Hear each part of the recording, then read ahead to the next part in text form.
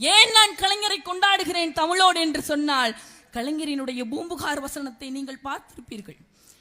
கலைஞர் சொல்லுகிறார், தமிழ் காத்து, தமிழரினுடைய நலன் காத்து, தமிழருக்காகவே வாழ்ந்து.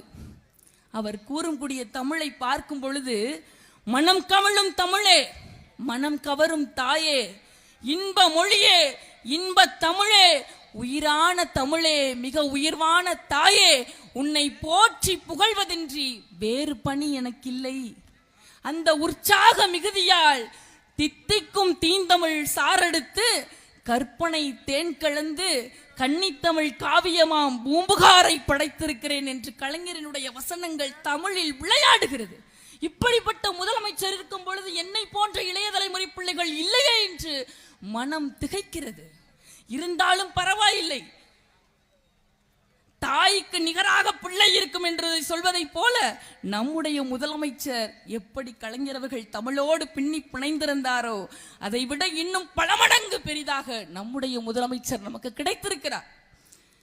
கலைஞர் அவர்கள் தமிழுக்கு செய்ததென்ன?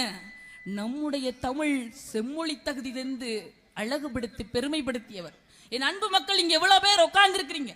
கன்னியாகுமரிக்கு பல பேர் போயிருப்பீங்க. கன்னியாகுமரிக்கு போனா உங்களுக்கு என்ன ஞாபகம் வரும்? விவேகானந்தர் பாறை ஞாபகத்திற்கு வரும். அந்த விவேகானந்தரையும் காவிச்சாயம் பூச நினைத்தார்கள் இந்த ஒன்றிய அரசுகள். ஆனால் அந்த இடத்தில் கலைஞர் அவர்கள் யோசித்தார்கள். பாருங்க, என்ன யோசித்தார் தெரியுமா?